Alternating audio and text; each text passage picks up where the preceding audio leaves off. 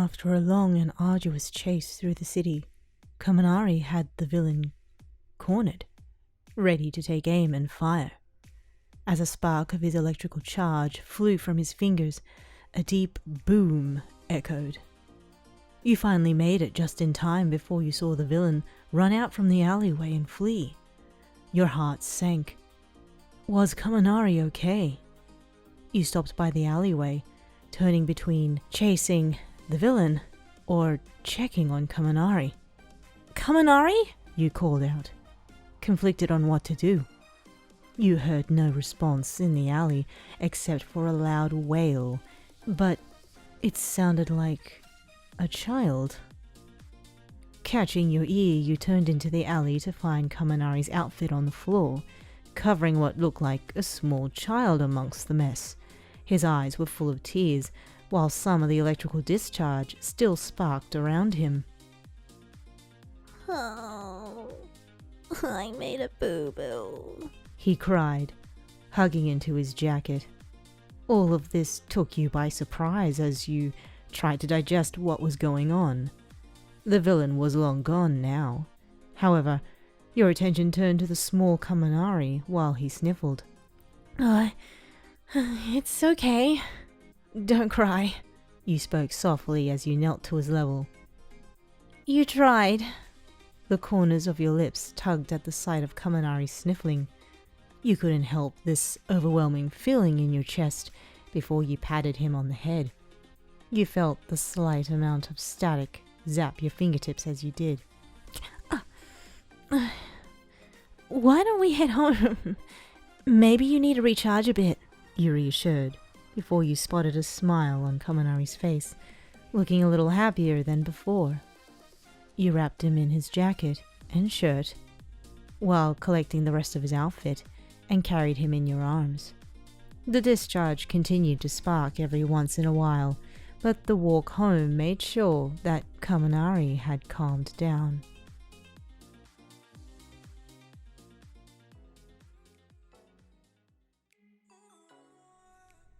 Seating the toddler on the couch, still wrapped in his hero jacket, you pondered on what to do.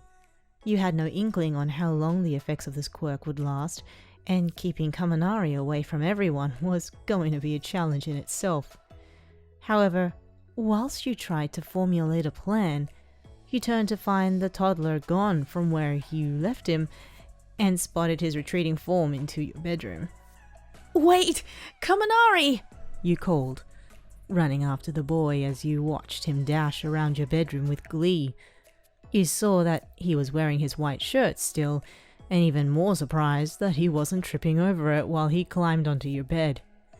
You ran towards him, only to watch him run away from you in high spirits. "Can't catch me!" he yelled, while laughing as he escaped through your bedroom door. You felt your lips curl into a sly smirk as you turned to give chase. "Wanna bet?" The rest of the afternoon was spent chasing Kaminari around, discovering how nimble he was escaping your attempts in catching him. He had so much energy that you burnt out on your couch, trying to catch your breath. It wasn't long until Kaminari made his way to you and hugged your leg, diverting your attention to him, still breathing heavy. "I win!" he grinned, full of mischief. "Yeah, you win," you agreed. "Just let me catch my breath, please." You flopped your head back onto the couch before you felt Kaminari hug your waist, noticing the boy had climbed up onto the couch next to you. You felt his head snuggle into you, and you couldn't help but smile at the sight. Afterwards, you entertained Kaminari as best as you could with other games, until you saw a yawn escape his mouth. It wasn't long until Kaminari signaled for bed, raising his arms up towards you to pick him up from the floor. You didn't blame him. You were just as exhausted, much earlier than he was, and whilst you carried him in your arms, he immediately fell asleep on your shoulder. You tucked him into your bed alongside him, his head snuggling into your neck as he felt the sheets cover him. With a smile, you too surrendered to sleep. Good night, Kaminari.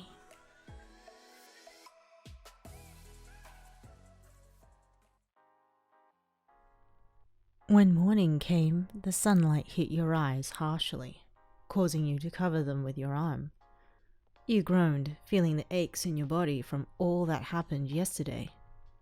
In kind, you felt a hum reverberate against your neck, with a tickle of hot breath against your skin. The sudden grip from a large pair of arms tightened around your waist, whilst Kaminari laid his head within the crook of your neck, nuzzling his nose into it. Morning, he mumbled softly. Are you awake? You groaned as you tried to peer out from your tired eyes. You spotted his blonde hair in view, along with his large body laying next to you. He was back in his white shirt that now fit snugly on his frame. Yeah, I've been for a while, he responded.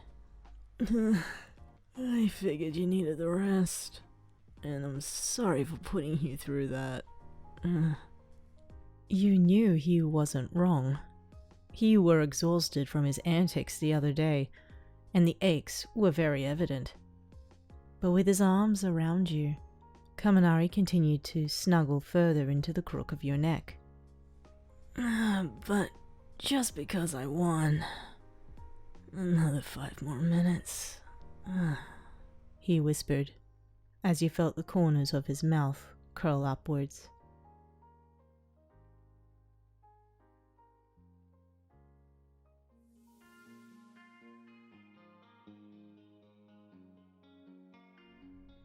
Sero successfully caught up to the villain the both of you were chasing when he shot tape and entrapped the villain's arms. Using it as a means to pull himself closer, Sero readied himself to snare them until you heard his cry of triumph turn into something akin to a child's. Confused, you reached Sero, watching the villain flee from the scene with their arms still entrapped by his tape. Hey! You called out as the villain disappeared from sight, leaving a trail of tape in his wake. Looking around, you searched for Sero, but he was nowhere to be found. The sound of shuffling caught your attention from above, finding what was Sero's hero costume dangling from a light post and a small little thing trying to untangle himself from his own tape. Sero? You yelled, catching the toddler's attention. The sudden movement of his body was all that was needed to free his costume from the post, with the tape tearing from its edges. You immediately ran towards him, arms outstretched as you caught him from his fall. Your heart thrummed in your chest from the scare, looking into the boy's eyes, now tearing. Oh, that was scary, he cried, his eyes starting to well with tears. You pulled him into a hug while you covered him in his outfit, rubbing his back in comfort. Yeah, you scared me, you spoke, while you looked around the street. Luckily, there was no one around to notice what was going on. Let's go home, okay? Sero's little arms hugged onto your neck tightly as he pressed his face into it. You could hear him sniffle a little while you continued to comfort him on your way back home. It was quite the scare, and a surprise what happened to him, but with very little to go on, and your partner now incapacitated. In a way, there was no other choice but to head back.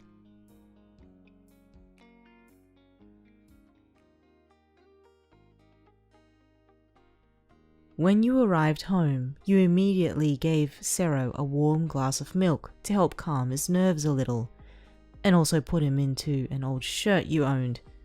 Well, it belonged to him once upon a time, so it was only fitting. But while Sero was preoccupied with the television, Calmer than before, you contemplated on the situation at hand. An age reversal quirk? Did such a thing exist? With the array of quirks that did, your surprise and disbelief had already sunk in. Suddenly, something smacked you in the face. Swatting away what it was, you found it now stuck to your palm. Tape. You turned to Sero, who stood on the couch, laughing at you. I got you! He yelled mischievously. You pouted at the boy as you tried to rid the tape off of your hand until another one appeared on your face again. Sero laughed again before you turned to him with a smirk. Huh, you wanna go? You warned as you stood up from your seat. Uh-oh. Sero immediately leapt off from the couch and began to run with you in suit. You soon discovered that he had good control of his quirk, using it to pull him away from your arms when you were close to catching him. He laughed throughout this game of tag, throwing tape wherever he was able to escape from your clutches. Eventually he was able to swing around you, causing his tape to wrap around your ankles and trip you over. This only gave the toddler more ammunition to tape parts of your limbs to the ground, before he stuck his tongue out at you mischievously. Ha ha! Get out of that! He dared before he ran off. You struggled as you tore through the amount of tape he used to ensnare you. This took a long while.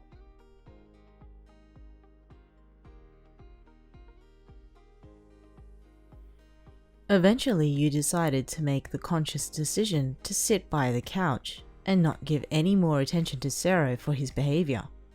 The place was already a mess with his tape, and you decided to not play his game.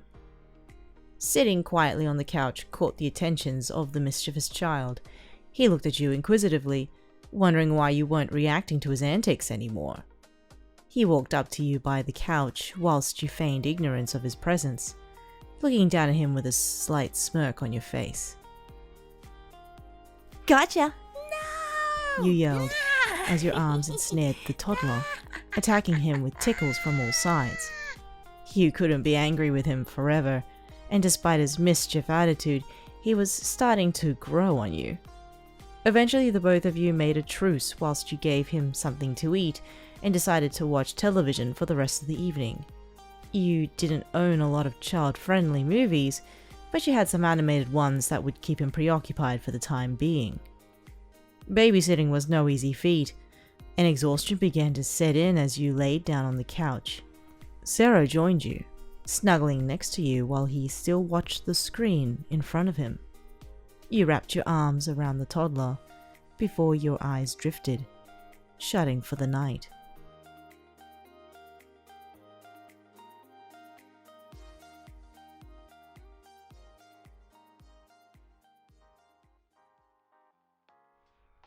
The morning after was met with a heat that engulfed your entire body. You stirred on the couch and began snuggling into something warm.